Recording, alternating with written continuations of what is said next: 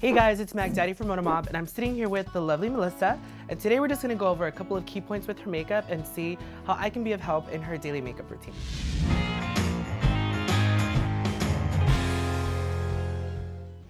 So Melissa, tell me about your daily makeup routine and what you feel that I could possibly help you with. Okay, so normally on a daily basis, I just like to wear like a light foundation, a little bit of concealer, liner, lashes, and a bold lip. However, I know that like dark brows are in these days, and I have really dark brows in general. Okay. So I was just wondering, you know, how to fill them in, like if they're too light or too dark, or basically what to do with my brows. Awesome. So brows are an area that I love. I feel brows are kind of one of my favorite things to work with because they just really frame your face. You have great brows, I can tell you that right now. So whoever does your brows is doing a great job. As far as your brows go, I love that they're a little bit thicker for you, only because it just really frames your face. As far as product, you don't really need too much work. So I'm gonna show you how you can kind of maybe achieve great brows without you feeling like they're a little too much, okay?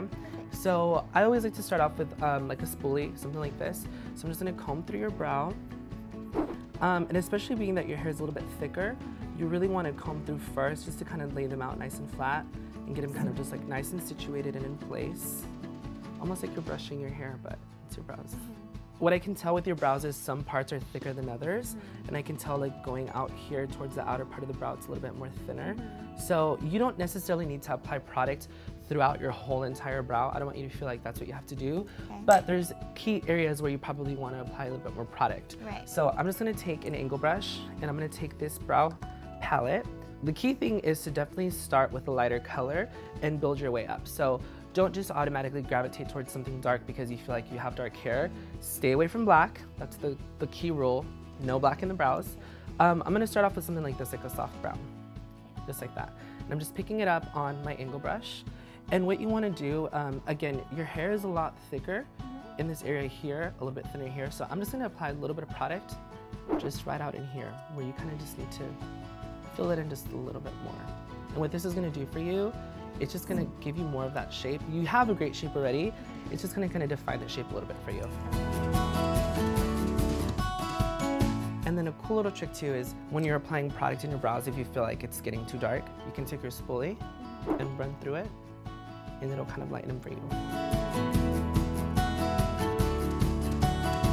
I personally like more of a gradient looking brow, so I wouldn't apply too much product right in the front. I like how it's a little bit thinner. Yeah, that's and you what can I kind of always just wonder. Yeah. Because I've seen a lot of girls that they have, it's like dark all throughout, you know, and I'm like, it's and like it still like looks a little really, caterpillar. yeah, it still looks really good sometimes. So I'm like, I don't know what to do, you know? Yeah.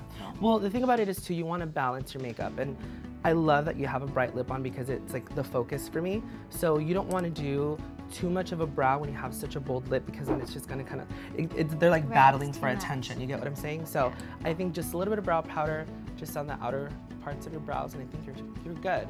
The only other thing that I would do, only because your hair is a little bit thicker, is maybe a little bit of brow gel. You can just take it on like a spoolie again. This one is a brow set from MAC. And if you can tell, the color is a little bit more ashy, it's a little bit lighter. So again, it's not going to be something that's going to just make your brows overly dark. And you can just brush through. It'll give them a nice little tint, and again, it'll just kind of keep them in place. It'll like tame your brows so that they're not moving all over the place.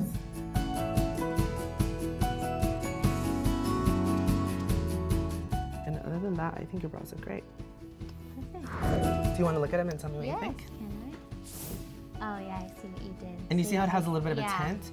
So I like the tint for you, especially because your hair is a little bit lighter at the tip, so it just kind of gives it like an overall just kind of like feel with, you know, your hair and your brows, and yeah, definitely. you're good to go. Perfect. Well, thank you so much for stopping by. I really appreciate it. Thank you for giving me some pointers. Do you feel better about your brows? Yeah, I do. I'm definitely gonna buy that brow gel because I don't have any. Yeah. So is there anyone that you recommend? My go-to brow for sure is like Anastasia Beverly Hills, and I like the MAC brow products as well. Okay, perfect. Awesome. Well, thanks, Angel. Well, for more beauty tips and to check out the rest of my makeover series, head over to ModaMob.com.